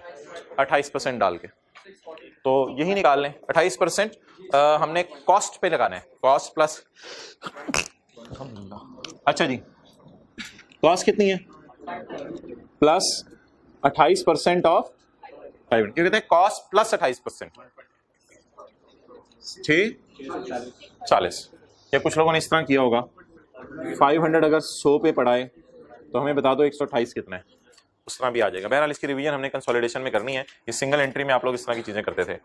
तो कॉस्ट से सेल निकाल लिया आपने, तो जब बंदा पैसे लेके आ जाए, अच्छा ना ये ना पेपर में गड़बड़ नहीं करनी, क्या गड़बड़ नहीं करनी, ये 28% कुछ और है और ये 16% कुछ और है।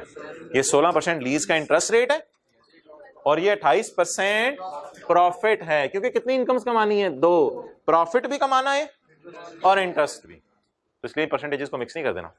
अक्सर तो सवालों में ना सेल प्राइस वो वैसे ही दे देते हैं, लेकिन इधर सेल प्राइस भी नहीं दी, सेल प्राइस के लिए भी क्या निकालने के लिए दे दी, परसेंटेज। अच्छा अब भाई जिसके पास पैसे हों वो 5 लाख वाली चीज कितने की खरीद सकता है, 6,40,000 की। लेकिन हमारे शहजादे ने क्या पसंद की हैं, किस्तें पसंद की हैं, तो 2 लाख रुपए की किस्तें हैं।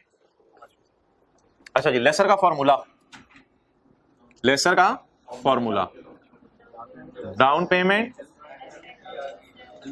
खरीदने परचेज ऑप्शन का तो जिक्र नहीं वैसे, तो वरना ओनरशिप आमतौर ट्रांसफर ही होती है, जीआरवी और यूजीआरवी, लेकिन ना जीआरवी गिवन है, ना यूजीआरवी गिवन है, ना और कुछ गिवन है, ठीक है। और आपको पता है जिन सवालों में जीआरवी यूजीआरवी नहीं गिवन होती, तो उन सवालों में क्या गिवन होती है, ये भी नहीं गिवन तो कोई मसला नहीं, बस रेंटल अवेलेबल है उन्हीं पे गुजारा चलाएं। लेकिन एहतियातन जरा फॉर्मूलाज की रिवीजन हो जाए, तो आम हालात में आपको पता है हम यही अज्यूम करते हैं लेसी एसेट लेसर को क्या कर देगा, वापस कर देगा।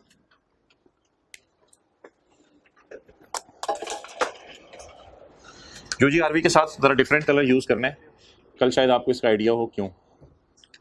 और इस सारे को लीज पेमेंट्स कहते हैं, क्योंकि ये पैसे आपको पता है लेसी देता है। ओके डाउन पेमेंट सवाल में नहीं है, किराए हैं, कितने का किराया, 2 लाख है, लेकिन हमने अपनी जिंदगी आसान कर ली है।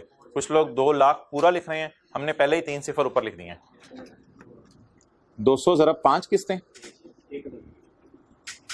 जी, क्या बन गया, वैसे सही हैटफील्ड फंसा है। 500 वाली चीज 1000 में मिल रही है इसको, 500 वाली चीज अगर पैसे होता है कितने की मिल जाती, लेकिन अब किस्तों में पढ़ने की वजह से कितने की मिल रही है, 1000 की मिल रही है। नेट इन्वेस्टमेंट वो जो पुराने तरीके से निकाल ली जी। एडवांस का सवाल है, एरियर का, एरियर का सवाल है 200 into 1 minus 1.169911 raise to power minus 5 divided by G is equal to 640। अब आप कहेंगे सेल प्राइस और प्रेजेंट वैल्यू बराबर आ गई, जब कभी बराबर नहीं आएगी तो क्या करेंगे, मैं बता दूंगा फिर। जब कभी बराबर नहीं आएगी तो क्या करेंगे, इंशाल्लाह किसी दिन डिस्कस कर लेंगे। फिलहाल बराबर आ रही है, यानी बाजार में कितने का बेच रहा है ये 600, और इसको किस्तों की बजाय अभी बेच दे तो कितने का बेचेगा, 640 का। वैसे कितने का बेच रहा है इसको, 1000 का। इत्तफाकन ये दोनों बराबर आ गई, अगर ये बराबर नहीं आएंगी तो देखेंगे फिर क्या करना है। तो ये जी 4 चीजें होंगी, इसमें 2 तो पुरानी होगी और 2 नहीं है। क्या नहीं है,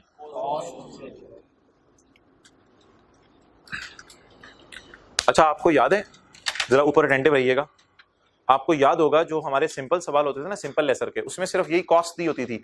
वो असल में कॉस्ट उसकी वही होती थी जिसमें जितने में उसने बैंक से खरीदा है। तो अगर जो सिंपल लेसर होते हैं उसमें इतनी ज्यादा इंफॉर्मेशन अवेलेबल नहीं होती थी। ओके अब जी सिर्फ पहली एंट्री है जो हमने डिफरेंट करनी है। एक एंट्री है जो कि हमें पेपर में करने की जरूरत नहीं है, वो ऐसी टाइम की वेस्टेज होगी, उसका फायदा कोई नहीं है। पहले आप अपना ईयर एंड बता दें, 31 दिसंबर 2005, 20x5 या 2005, फिर पे जनरल एंट्रीज फॉर 2005 एंड 6। चलें ईयर एंड 31 दिसंबर 2005। इसने एसेट बनाया है या बना बनाया खरीदा है, लेसर ने, मैं लेसी की काउंटिंग नहीं कर रहा, बनाया है। तो एसेट बनाने के ऊपर कुछ ना कुछ खर्चे आए होंगे, तो वो एंट्री मेरे भाई आप कभी भी ना कीजिएगा, क्योंकि एसेट बनाने की अच्छी खासी कॉस्ट आ जाती है और वो आहिस्ता आहिस्ता इनकर होती है, वो किसी एक डेट को इनकर नहीं होती। तो अगर मैं कहूं कि इसने मटेरियल खरीदा होगा, लेबर को पैसे दिए होंगे, ओवरहेड का खर्चा हुआ होगा, तो मोहतरम ये पता नहीं कब हुआ होगा और कितने सालों में इसने एसेट बनाया हो सकता है 3 महीने लगे हों, 4 महीने लगे हों, 1.5 साल लग गया हो इसको हार्वेस्टिंग इक्विपमेंट बनाने में। तो बताएं ये बैंक की तरह बना बनाया खरीद के आगे दे रहा है या ये बना के आगे दे रहा है? बनाने पे पता नहीं इसको कितना टाइम लगा हो, इसलिए पहली एंट्री छोड़े मटीरियल लेबर वाली। अच्छा बता दें जी, खरीदने की एंट्री तो हमने छोड़ दी, लेकिन लीज पे देने की एंट्री तो होनी चाहिए। मोबाइल वाले भाई, लीज पे देने की एंट्री तो होनी चाहिए। लीज पे देने की एंट्री जी आपने मुझे बतानी है। पुरानी एंट्री कौन सी होती थी? Lease receivable debit. अच्छा, इन्वेंट्री में एक परपेचुअल सिस्टम होता था, परपेचुअल सिस्टम ऑब्वियसली अभी तक भूल गया होगा। इंट्रो की क्लासेज जब शुरू होती थी ना, शुरू तो टीचर एंट्री करवाते थे बोतल बेचने की। कितने की आजकल बोतल? 30 रुपए की, 35 की। स्टिंग 35 की होगी, लाल वाली भारी कहने 35 की है। अच्छा, तो टीचर ये एंट्री करवाते थे बोतल बेचने की। तो बच्चे उस वक्त बड़े परेशान हो रहे होते थे, साथ वाले को कौन ही मारे होते थे, यार बोतल भी तो जा रही है, वो नजर नहीं आ रहा, बोतल क्रेडिट, वो कह रहे यार चल टीचर बता रहे हैं मान ले। फिर एक दूसरे को वैसे करके ना समझा देते थे कि वो कहते नहीं यार बोतल भी तो जा रही है, बोतल क्रेडिट क्यों नहीं हो रही, but debtor debit sale credit. तो फिर जब ये परपेचुअल सिस्टम आता था ना, फिर टीचर समझाते थे एक और एंट्री होती है, बोले ओए अच्छा रशीद हुण पता चलिया बोतल भी जाती है, कॉस्ट ऑफ सेल डेबिट। और ये याद रखिएगा कॉस्ट प्राइस से होती है एंट्री। फर्ज करें दुकानदार को यो मोहतरम 18 रुपए लुट मची हुई है, तो पेप्सी उन्होंने 32 से 33 रुपए की देते होंगे ये लोग दुकानदारों को इतने पैसे नहीं बचते। दुकानदार को ये पेप्सी वाले आके 33 रुपए की बोतल बेचते होंगे, आगे दुकानदार बेचारा 35 रुपए की बेचता होगा, 2 रुपए रखता होगा एक बोतल के पीछे। अच्छा, तो दुकानदार के लिए कॉस्ट क्या हो गई? 33 रुपए। क्यों ये जगह जगह ऑल पर बेच रहे होते हैं? नेस्ले वाले बड़ा महंगा इनको दूध देते हैं, ऑल पर वाले सस्ता देते हैं, दुकानदारों को भी बच जाता है। तो ये जो बोतलें आपको मिलती हैं पेप्सी, इस पे तो दुकानदार को बचते ही नहीं पैसे बेचारे। अच्छा, अब दुकानदार कितने की खरीद रहे हैं? 33 की। आपको कितने की बेच रहे हैं? 35 की। ग्रॉस प्रॉफिट कितना आ रहा है? 2 रुपए। तो बताएं जी परपेचुअल सिस्टम में सेल की कितनी एंट्रीज होती हैं? 2।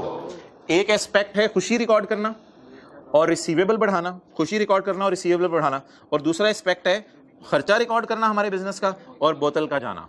तो sale minus cost of sale, what is gross profit? 2 रुपए ग्रॉस प्रॉफिट आ गया। क्लियर? ये 2 एंट्रीज आपको पढ़ाई जाती है सिस्टम में सेल की। इन्हीं 2 एंट्रीज को हम इकट्ठा कर देंगे आज, इकट्ठा कर देंगे। बोले जी entry debtor debit sale credit, बोले आगे। Cost of sale debit inventory credit. अच्छा, अब तो देखते रहिए भाई, ये ऐसे एंट्री नहीं करनी है आपने डेटर डेबिट, बल्कि आपने क्या करना है, और एसेट जा रहा है हमारा या इन्वेंट्री जा रही है हमारी? आपको याद है लेसर ये एंट्री करता था lease receivable debit asset credit. कितनों को याद है ये एंट्री करता था lease receivable debit asset credit? इसकी जगह मैं क्या कह रहा हूं, क्या करें? इन्वेंट्री। क्लियर?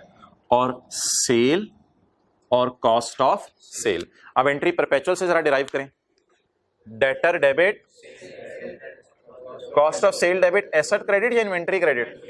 तो असल में ये हमने अपना एसेट नहीं बनाया होता मटेरियल लेबर लगा के, हम मैन्युफैक्चरर हैं, हमने अपनी इन्वेंट्री बनाई होती है। ये तो इन्वेंट्री पहले बनती है फैक्ट्री में और उसके बाद इन्वेंट्री कुछ लोगों को पैसों की बिक जाती है और कुछ लोगों को किस्तों पे बिक जाती है। तो इससे पहले क्या एंट्री पढ़ते थे? Lease receivable debit asset credit. आज की एंट्री पढ़ रहे हैं डेटर डेबिट सेल क्रेडिट और cost of sale debit inventory credit. अच्छा जी, इन्वेंट्री की एंट्री किससे होती है? हमेशा कॉस्ट से। इन्वेंट्री की एंट्री किससे होती है? और सेल किस पे रिकॉर्ड होती है? किसी को याद हो? फेयर वैल्यू पे। ये देखें बोतल दुकानदार 35 की बेच रहे हैं, खुद दुकानदार कितने की खरीद रहे हैं बेचारा? 33 की। 2 रुपए उसको बच रहे हैं। अच्छा, कॉस्ट ऑफ सेल किस पे रिकॉर्ड होती है? और लीज रिसीवेबल तो मशहूर जमाना आपको पता है नेट इन्वेस्टमेंट पे रिकॉर्ड होता है। क्लियर? अच्छा जी, अब आप ये फिगर्स लिखवा दें मुझे। वो जो 4 हैं वर्किंग 1 में जाएं। एनआई बताएं, कॉस्ट बताएं 500, फेयर वैल्यू 640, इन्वेंट्री 500। दोबारा देखें, NI 640, cost sale price 640, cost 500। तो बस पहली एंट्री बदल गई, आगे हमारी एंट्रीज उसी तरह सारी नोट कर लें।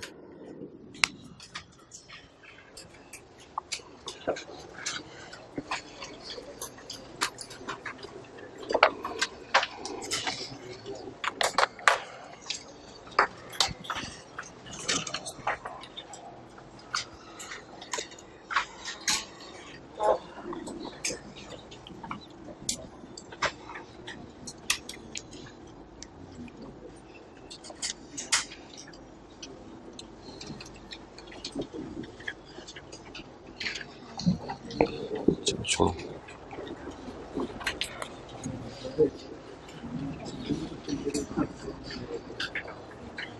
इधर डालें स्टार, स्टार डालें इधर,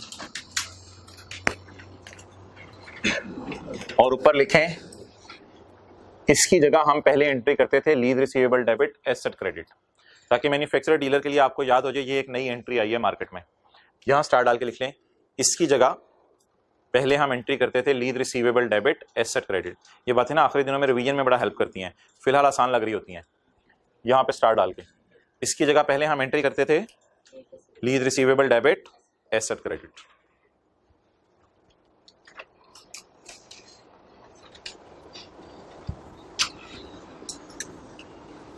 ओके, अमोर्टाइजेशन शेड्यूल बनवा दें। अच्छा मुझे टोटल इंटरेस्ट बता दें जरा, शायद मुझे हेल्प हो जाए। 3 कैसे निकाला यार? GI माइनस NI, यार इसका फॉर्मूला लिखना है टोटल इंटरेस्ट का, GI माइनस NI,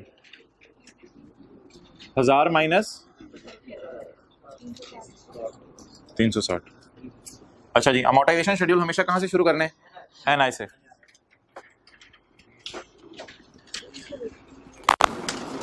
अब जो जिद्दी लोग थे उन्होंने रुपीज इन 1000 में सवाल नहीं किया, अब वो लगे रहेंगे शेड्यूल बनाने, और हम सुबह सुबह ही बना के फारिग हो जाएंगे।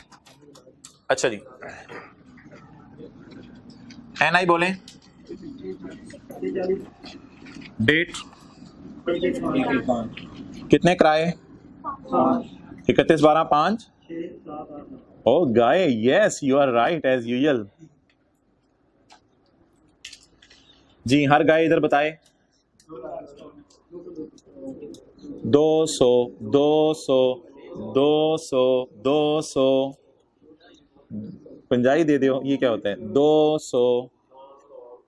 अच्छा जी, पहली में इंटरेस्ट लगेगा? लगेगा लगेगा ना, ये यकम जनवरी को तो नहीं है ना, और छुरी थले साल रखा करो, साल का गैप है ना जी। यार पॉइंट्स में जाने की जरूरत नहीं है। 109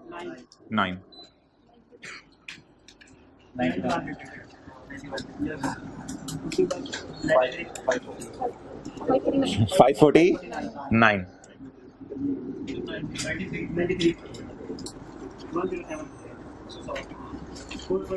442। अच्छा जरा सब्र करें, एक मिनट जरा सब्र करें, देख लेते हैं यहां तक गुजारा हमारा चलता है या नहीं। फिलहाल छोड़ दें इसको, सवाल की रिक्वायरमेंट जरूरी नहीं होता अमोर्टाइजेशन शेड्यूल पूरा बनाना दीवानों की तरह। यहां तक देखते हैं हमारा गुजारा चल रहा है या नहीं। 2005 की एंट्रीज करनी है और 6 की एंट्रीज करनी है। क्लियर? तो वैसे भी हमारे जो साल का इंटरेस्ट है ना, हमारे साल की आखिरी पेमेंट से नजर आ जाने, उसके लिए अगला वाला बनाना नहीं पड़ना, क्योंकि एरियर का सवाल है। तो इस साल की एंट्रीज करनी है, इसकी एंट्रीज करनी है, तो बता दें जी। 31/12/5 को एंट्री, कैश आगे एंट्रीज वही हैं, आगे एंट्रीज वही हैं। Cash debit, lease receivable credit, interest income credit. जी बोलें।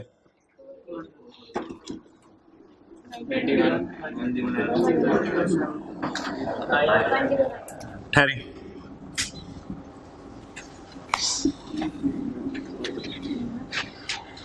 अच्छा जी आगे चलें।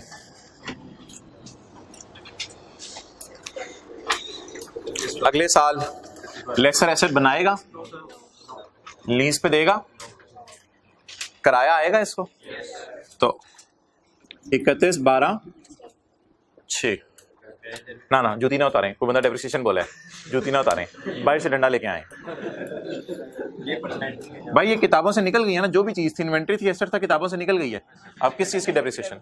वैसे भी लेसर फाइनेंस लीज में डेप्रिशिएट नहीं करता, इन्वेंट्री है वैसे भी ये। अच्छा चलो आगे चलो जी। कैश डेबिट,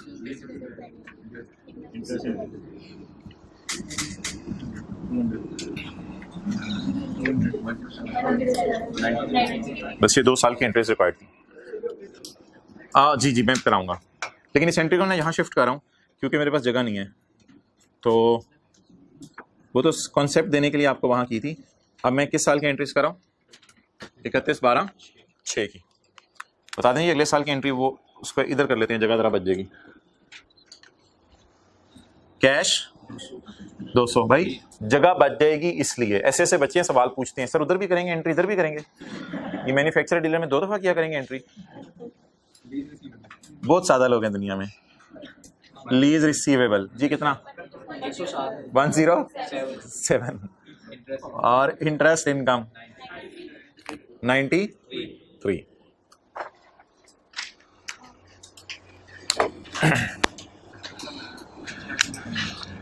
अभी 3 लेक्चर अपलोड हुए थे, एक बच्चे का सवाल आ गया था किताब में कितने चैप्टर होंगे सर।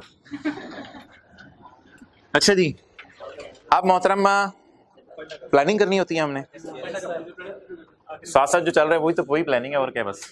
और इतवार को पिछला रिवाइज करें अगर छुट्टी मिल जाए तो। अच्छा जी, आप जी मोहतरम जर्नल एंट्रीज हो गई, क्या बनाने नोट इंक्लूडिंग कंपैरेटिव्स, यानी 31/12/6 का भी बनाना है 31/12/5 का भी बनाना है।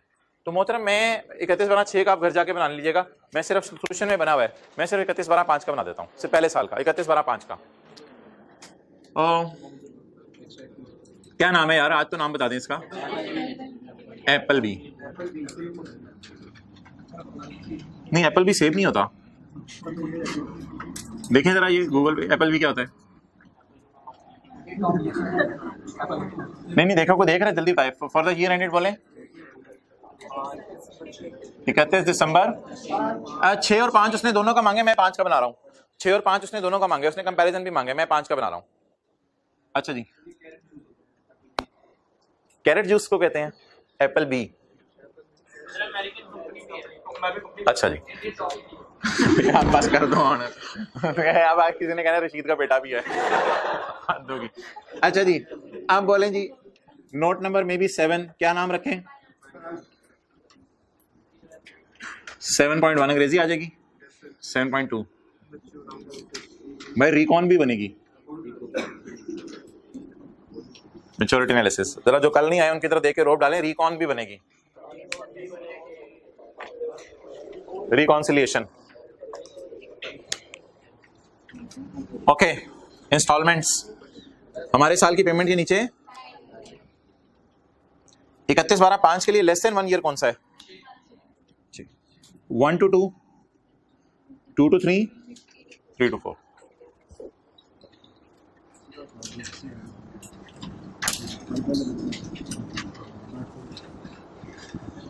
एक साल के बाद 2 साल के अंदर अंदर, ये घर वाले आ जाते हैं जब आप ऐसे बोल रहे होते हैं। 2 साल के बाद 3 साल के अंदर अंदर, 3 साल के बाद 4 साल के अंदर। नहीं बेटा इतनी जल्दी, बेटा तो सीए कर ले, मैं 4 साल के अंदर कर ली, ज्यादा नहीं अम्मी 4 साल के बाद नहीं अम्मी कुछ और बन रहा है। 3 साल के बाद 4 साल के अंदर अंदर 200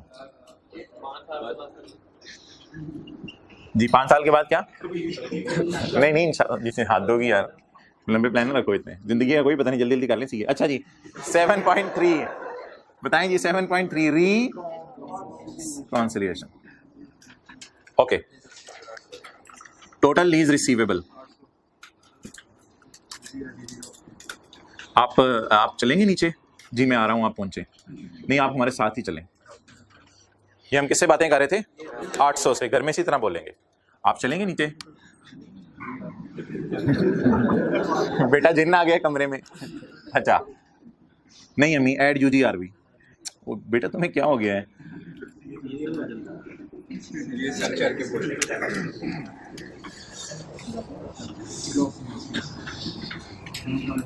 बेटा तुम पहले बोलते थे रिन्यूअल सिग्निफिकेंट इनसिग्निफिकेंट, आजकल पता नहीं तुम क्या बोल रहे हो।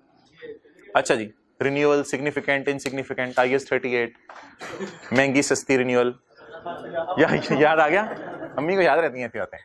अच्छा ग्रॉस इन्वेस्टमेंट लेस बोलें अनअर्न्ड इंटरेस्ट इनकम।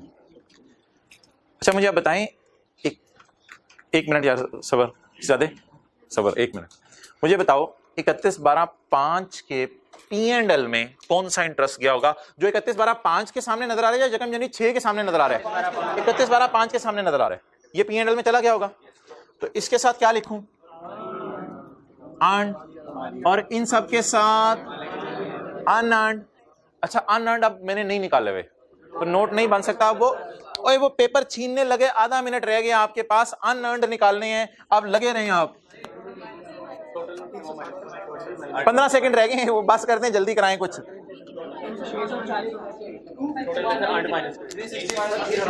या इसको उठा लेना।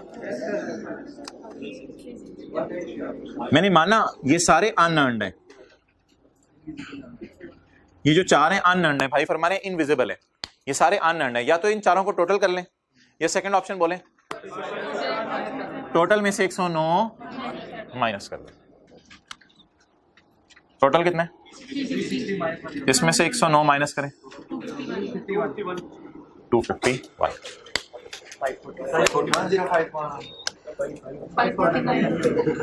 549। सबस चने खाए हैं कभी? सबस चने रिकॉन्सिलेशन मैच कर गई 549। ऐसे बच्चे आ गए हैं मार्केट में, 549 यहां लिख के इसको बैलेंसिंग लिख देते हैं। ऐसे बच्चे आ गए हैं 549 को यहां लिख के, और शॉर्टकट तरीन 549 को यहां लिखते हैं और फिर इसको बैलेंसिंग निकाल देते हैं। मेरा निकाल वो नंबर काटेगा, एक्सेप्टेबल है, इसमें भी कोई हर्ज नहीं, लेकिन ठीक है इस तरह चलें आप। टोटल माइनस बोले total minus earn is equal to unearned.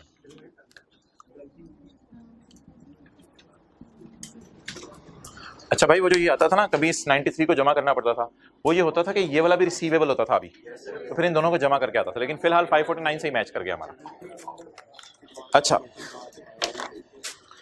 अब जी बड़ी इंपॉर्टेंट चीज है, बैलेंस शीट उसी तरह बनेगी, लेकिन जो P&L है वो जरा अब आपने देखना है मैन्युफैक्चरर डीलर लेसर का कैसे बनेगा। P&L आपने जरा गौर से देखना है। P&L के लिए ना मुझे P&L मांगा नहीं है सवाल में, लेकिन P&L में जरा आपके सामने ना सारे सालों का बनाना चाह रहा हूं, तो मुझे सारे सालों का इंटरेस्ट निकलवा दें।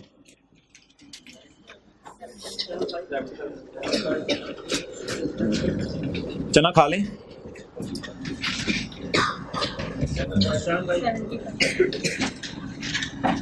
ये बाल पड़े हुए इधर, इनको मैं पलकें साइड पे कर दूं। अच्छा जी 70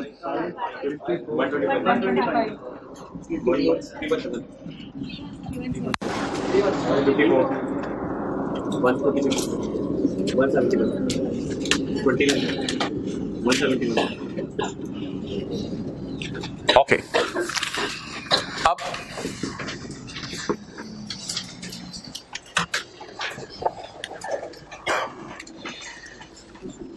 कैमरा उधर ही रखो, ये अमोर्टाइजेशन शेड्यूल पूरा बना लेंगे।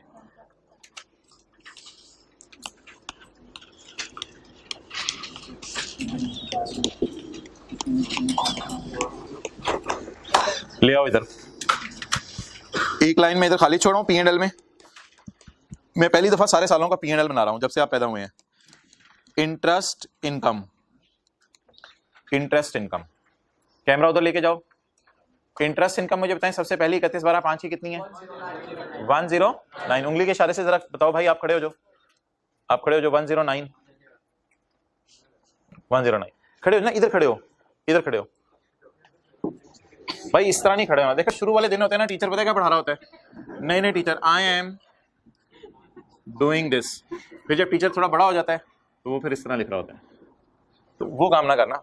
शुरू से ही जरा ये इधर रहो, वर्किंग टू जरा बच्चों के सामने। अच्छा जी, पहले साल का इंटरेस्ट 109, इधर लाओ, ये 109, उधर जाओ, बोलो अगले साल का, अगले एक दो और भी बता दे। 93 75, इधर आओ, 93 और 75, उधर जाओ, 54 और अगला भी बता दे 29, इधर आओ, 54 और 20, आपने कुछ और भी फरमाना। अच्छा जी, एक और हमारा प्रॉफिट एंड लॉस में चीज आएगी, डेट इज ग्रॉस प्रॉफिट। ये ग्रॉस प्रॉफिट कैसे आएगा, ये जरा आप मुझे बता दें, ग्रॉस प्रॉफिट कैसे आएगा। इधर चले जाओ। अच्छा भाई, आने वाले दिनों में ना चीजें थोड़ी बदलनी है और चीजें थोड़ी एडवांस्ड होनी है, तो sale minus cost of sale ये वाली ना कीजिएगा। आने वाली चीज़ों में बदलनी है, चीज़ें थोड़ी एडवांस लेवल पे जानी है, तो सेल माइनस कॉस्ट ये ना कीजिएगा।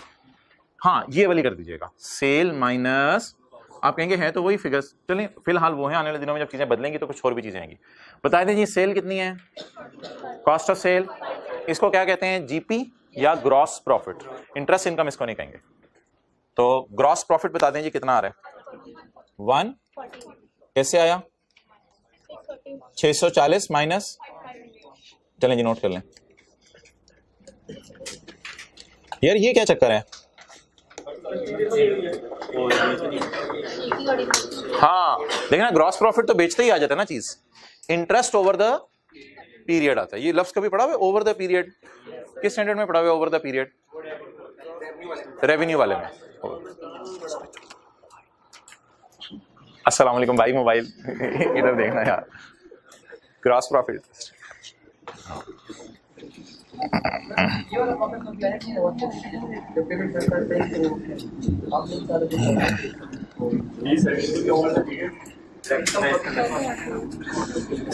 इधर आओ, एक भाई क्लास में बंदे लेके आया और कह रहे हैं कि ये तो डेटर है मेरा, ये तो डेटर है मेरा, तो ये तो प्रॉफिट अभी आया नहीं। भाई आया चक्कर होता है या कमाया, कमाया चक्कर होता है। और अगली बात मुझे बताओ, फिर तो सारी इंट्रो उठा के इंट्रो की किताबें फाड़ दो, आईकेएफ की वेबसाइट से भी जाकर उतरवा दो किताबें। ये जो डेटर डेबिट सेल क्रेडिट हम करते थे तो हम क्या कहते थे, सेल सर अभी रिकॉर्ड ना करें, छोड़े पड़े सर, आए तो नहीं पैसे, और पुत्र डेटर डेबिट तो हो गया ना, कोर्ट में जाके केस तो कर सकते हैं ना कि आपने हमें पैसे देने हैं, लीगल राइट तो आपका बन गया ना।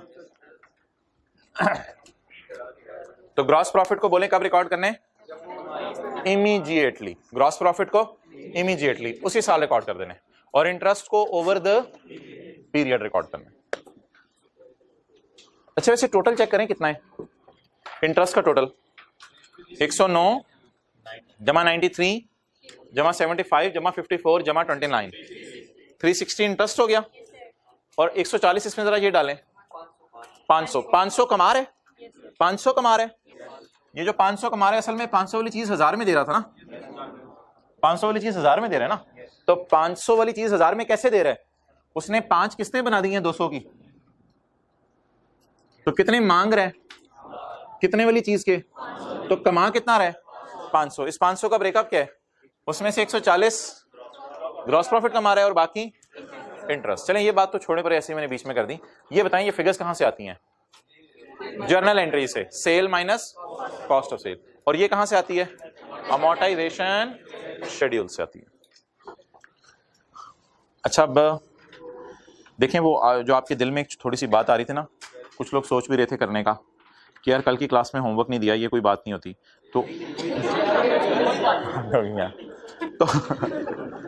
तो उनके लिए ना मैंने ये एक ऑपरेटिंग लीज का होमवर्क सेमी एनुअल वाला रखा है, तो इस पे आपके 15 मिनट लगेंगे, ज़्यादा टाइम नहीं लगेगा।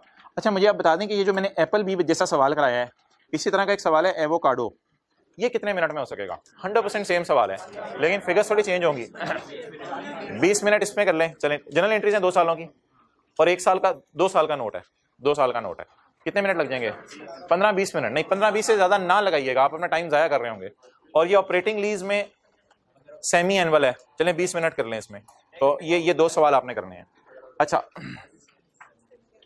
कल वाले नोट्स में आए,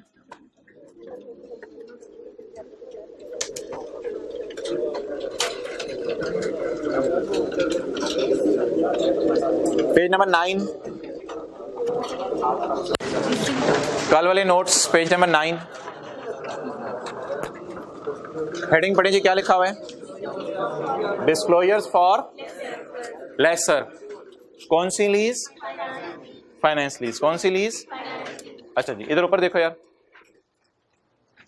ये सेलिंग प्रॉफिट आया था अभी, जिसे मैंने जीपी कहा था, ये सिर्फ किस लेसर का आया करेगा, और क्लियर, सिंपल लेसर का क्यों नहीं आता, ये सेलिंग प्रॉफिट, ग्रॉस प्रॉफिट जिसे कहते हैं। हाँ कल वाले नोट्स पे से जीपी लिख लें। और कौन सा प्रॉफिट आता है लेसर को, जरा सोच के बताएं, इंटरेस्ट इनकम, जिसका नाम क्या है, ऑन नेट इन्वेस्टमेंट क्यों लिखा हुआ है इसने, देखें इधर, नेट इन्वेस्टमेंट भी तो रेट लगता है ना, नेट पे रेट लग के निकलता है। अच्छा ये कोई वेरिएबल लीज पेमेंट्स होती हैं, ये हमारे सिलेबस में नहीं है, लेकिन एक लफ्ज बस याद रख लें, वेरिएबल लीज पेमेंट भी लेसर का डिस्क्लोजर है। वेरिएबल लीज पेमेंट भी लेसर का, महंगाई की वजह से ना कई दफा किस्तें बढ़ा देता है वो, वो चीज हमारे स्कोप में नहीं है। अच्छा चलो यार काफी हो गया, छोड़ो परे। एक दो चीजें टेक कर लूं, डी को छोड़ें। ये भी एक डिस्क्लोजर है लेसर का, ये भी एक डिस्क्लोजर है लेसर का। तो लेसर के डिस्क्लोजर जरा ज़बानी याद करें। नंबर 1 सेलिंग प्रॉफिट, ये भी P&L में नजर आ जाता है वैसे, ये तो अभी दिखाया था एक लंबी सी लाइन जो अभी बनाई थी।